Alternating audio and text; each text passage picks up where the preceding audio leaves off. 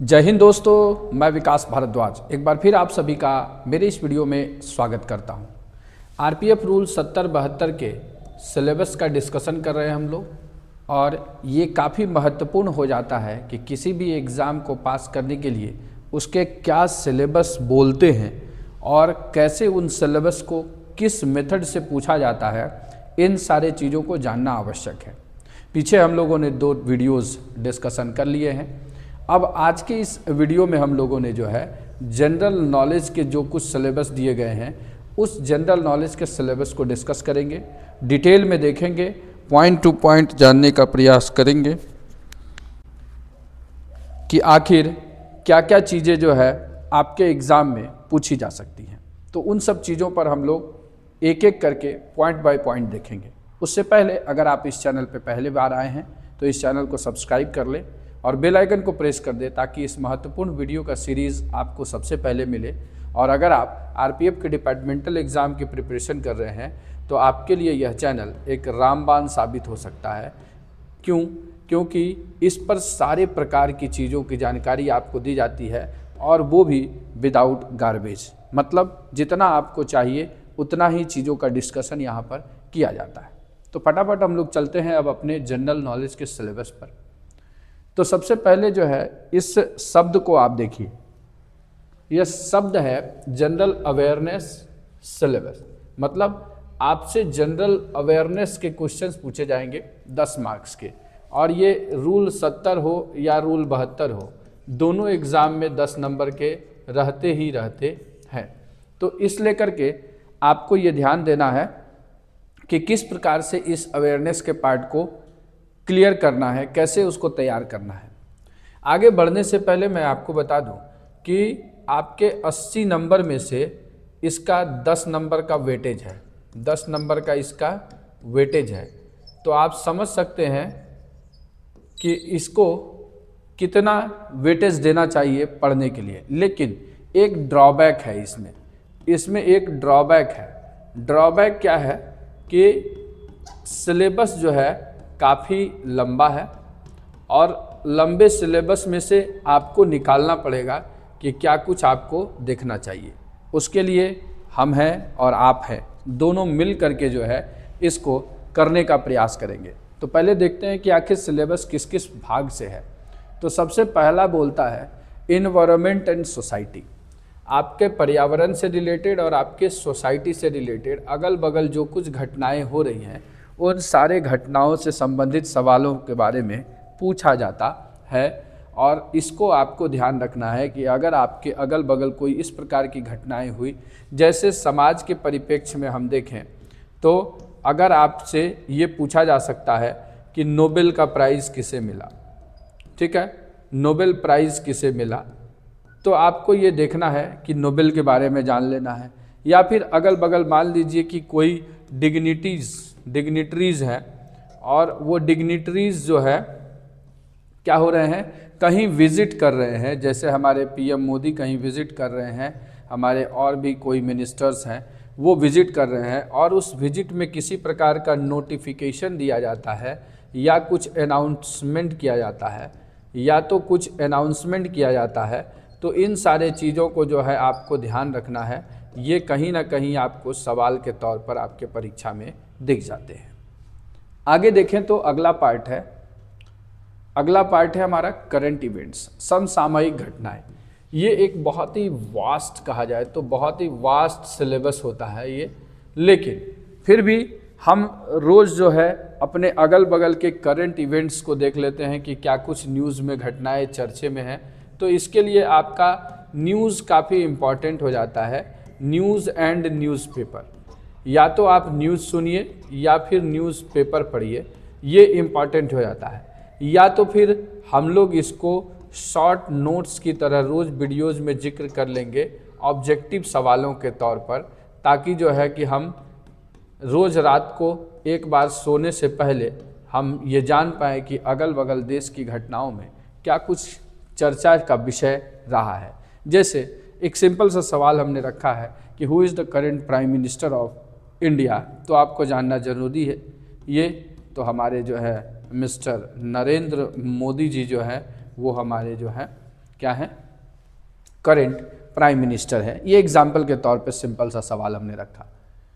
अगला जो टॉपिक बनता है एवरीडे ऑब्जर्वेशंस एंड एक्सपीरियंस, दैनिक जीवन से जुड़े हुए प्रश्न। ये सारे वर्ड आपके कहीं ना कहीं सिलेबस में लिखे गए हैं, इसलिए इन सारी चीज़ों को हमने यहाँ पर इंक्लूड किया है। दैनिक जीवन में देखी सुनी जाने वाली सामान्य बातें, क्या कुछ सामान्य बातें हो सकती है? तो जैसे कि कुछ चीज़ें हैं कि हम विंटर में जो है, सर्दी में उलन कपड़े क्यों पहनते हैं, इसका क्या साइंटिफिक कॉज हो सकता है। ठीक है, साइंटिफिक क्या कॉज हो सकता है, इन चीज़ों के बारे में आपको जानना चाहिए। या फिर हम गर्मी में काले कपड़े क्यों नहीं पहनते हैं, काले कपड़े गर्मी में क्यों नहीं पहनते हैं। तो काले कपड़े गर्मी में क्यों नहीं पहनते, उसका मतलब है कि वो ऊष्मा का शोषण करता है और गर्मी ज़्यादा देगा। तो इन चीज़ों को लेकर के ये दैनिक जीवन से जुड़े कुछ प्रश्न आपसे पूछे जाते हैं।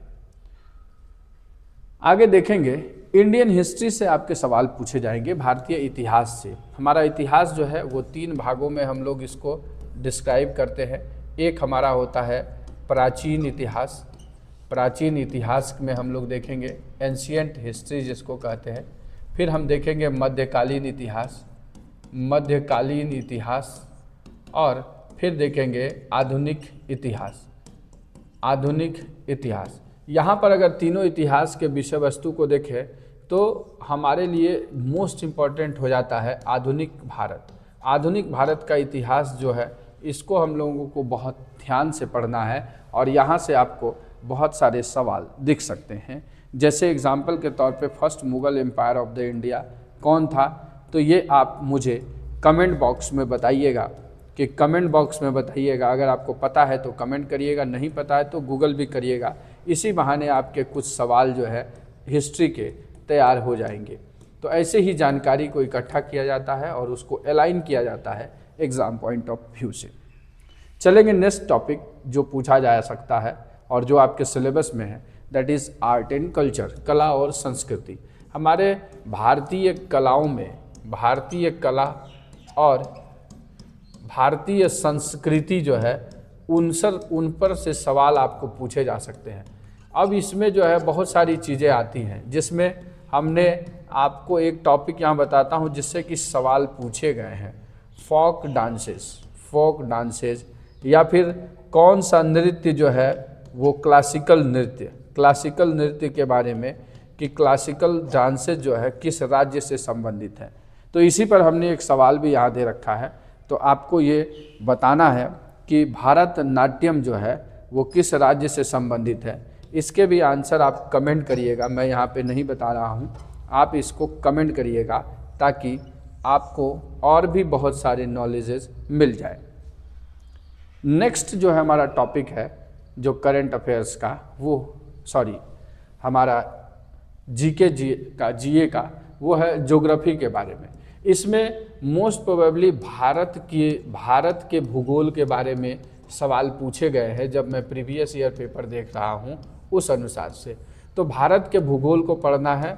और एक चीज़ इसमें हम देख लेंगे कि हमारे ब्रह्मांड के रहस्यों के बारे में जान लेना है, ब्रह्मांड के बारे में जान लेना है।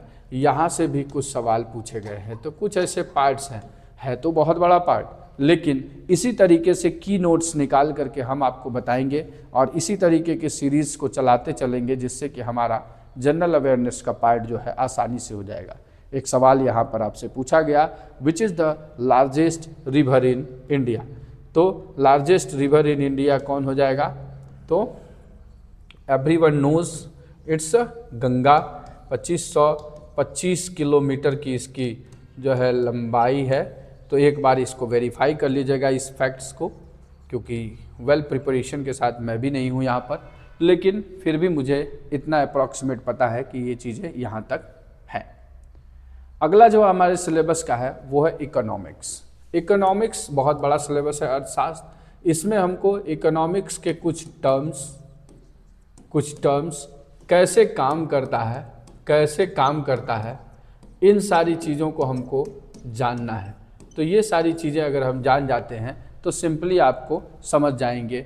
जैसे इकोनॉमिक्स में जब भी आप कभी भी देखते होंगे, हर तिमाही जो है एक बैठक होती है और उस बैठक में आप हमेशा ये सुनते होंगे कि बैंक रेट्स बैंक रेट, ठीक है, CRR, ठीक है, SLR, ये सारे शब्दों को आप सुनते होंगे।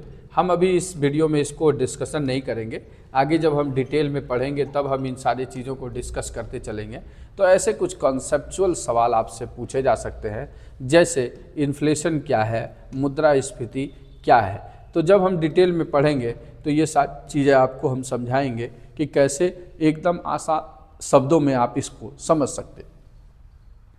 नेक्स्ट जो हमारा है जनरल पॉलिटी। जनरल पॉलिटी सामान्य राजनीति के विषय में सवाल पूछे जा सकते हैं, जैसे structure and functioning of government. सरकार जो है, चाहे वो केंद्र की सरकार हो, चाहे वो राज्य की सरकार हो, कैसे चलती है, कैसे चलती है, क्या कुछ उसको अपने कार्यप्रणाली में लागू करना पड़ता है। जैसे यहाँ पे एक सवाल पूछा गया है, how many houses there in India. तो भारत में कितने प्रकार के हाउसेज हैं, तो आपको पता चलेगा कि 2 प्रकार के होते हैं। कौन कौन सा, तो एक है हमारा लोकसभा, दूसरा है हमारा राज्यसभा। तो इस तरीके से सवाल आपको पूछे जा सकते हैं जनरल पॉलिटी के। जनरल पॉलिटी से सवाल कम ही रहते हैं। जो सवाल हमारा रहता है वो सवाल है इंडियन कॉन्स्टिट्यूशन। इसको तो आपको एकदम रट्टा मार के रखना है, रट्टा मार लेना है। क्यों? क्योंकि आपके 10 में से 2 नंबर तो पक्का पक्का यहीं से आ जाएंगे। मतलब 2 नंबर आपका 20% का सिलेबस सिर्फ ये एक पार्ट आपका कवर करता है और हर बार पूछा जाता है। मतलब हर बार इसकी एक्यूरेसी है कि हर बार आपको पूछा जाता है। आपके चाहे कोई भी एग्ज़ाम हो, चाहे रूल 70 हो, चाहे रूल 72 हो, सवाल आपके मोस्ट प्रोबेबली दिख ही जाते हैं। जैसे आपसे ये पूछा जा सकता है, who is the father of Indian constitution.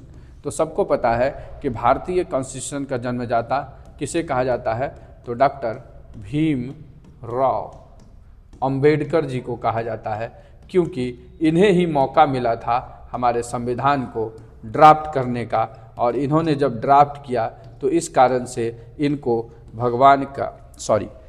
इनको भारतीय संविधान का जनक कहा जाने लगा है। इनकी जगह पर किसी और को मौका मिलता तो वो जो है इसके जनक हो जाते, बट हिस्ट्री ने मौका इन्हें दिया, इसलिए ये जनक कहलाते हैं भारतीय संविधान के। आगे आते हैं नेक्स्ट, स्पोर्ट्स से संबंधित। ये भी एक बहुत ही फेवरेट टॉपिक रहा है और फेवरेट टॉपिक है जिससे कि सवाल पूछे गए हैं। और स्पोर्ट्स से सवाल पूछे जाते हैं, चाहे आपके ओलंपिक हों अगर एग्ज़ाम से पहले हुए हों, या फिर कोई क्रिकेट से संबंधित टूर्नामेंट हुआ हो, जैसे कि ICC का कोई टूर्नामेंट हो, या फिर वर्ल्ड कप्स हो, इन सब चीज़ों से हो। जैसे अभी T20 वर्ल्ड कप्स चालू हो चुके हैं, तो T20 वर्ल्ड कप से आपको सवाल दिख सकते हैं। तो इस तरीके से आपको देखते रहना है खेल से संबंधित सवाल, चाहे वो बैडमिंटन हो, चाहे वो स्क्वैश हो, टेनिस हो, इन सारी चीज़ों से हो। क्रिकेट टीम में कितने खिलाड़ी होते हैं, सिंपली हमने इसको डाला है अवेयरनेस के लिए। अगला जो है आपका जनरल साइंस से सवाल हो सकते हैं। जनरल साइंस में क्या है, जनरल साइंस भी 3 पार्ट में बटा हुआ है। एक हमारा हो गया PHY फिजिक्स, CHE केमिस्ट्री और बायो। फिजिक्स, केमिस्ट्री और बायोलॉजी से लेकर के सवाल पूछे जाते हैं। मैक्सिमम मोस्ट प्रोबेबली जो है बायोलॉजी में फिजियोलॉजी से जो है सवाल आपके पूछे जाते हैं। और इन चीज़ों को आपको ध्यान रखना है कि बायोलॉजी से ज़्यादा सवाल आपके आते हैं, और बाकी दोनों पार्ट जो है ये थोड़ा सा इनसे कम जो है इम्पॉर्टेंट पड़ता है। तो हम देख लेंगे प्रीवियस ईयर क्वेश्चन पेपर को, जो है जो बीते वर्ष के पेपर है, उस बीते वर्ष के पेपर को हम लोग एनालाइज करते हुए इन चीज़ों को यहाँ पर करने का प्रयास करेंगे। जैसे क्वेश्चन पूछता है, what is the chemical formula of water. Water का केमिकल फार्मूला किससे हो गया, तो ये आपका केमिस्ट्री सब्जेक्ट से हो गया।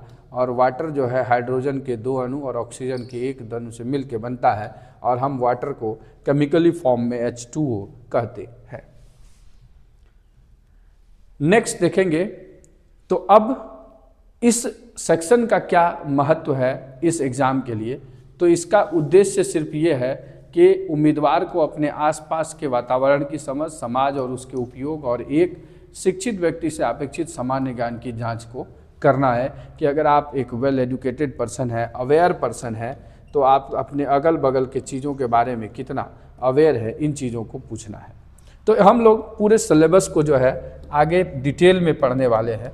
इस वीडियो में हम लोग जो है सिर्फ ये जानने का प्रयास कर रहे थे कि जनरल अवेयरनेस का हमारे सिलेबस में किन किन बिंदुओं की चर्चा की गई है। तो आशा करते हैं कि चीज़ें आपके समझ में आ गई होंगी, और आपने अगर इस वीडियो को यहाँ तक देखा है तो आपके लिए एक बात है कि अगर आप रूल 70-72 की तैयारी कर रहे हैं तो आपके लिए कुछ लाइव क्लासेस के जो है इंतज़ाम किए गए हैं आप ही के डिमांड पर। तो आप लाइव क्लासेस में ज्वाइन हो सकते हैं यूट्यूब पर, हमारे इसी चैनल पर, आरपीएफ रूल 72 एएसआई और सब इंस्पेक्टर के एग्ज़ाम का।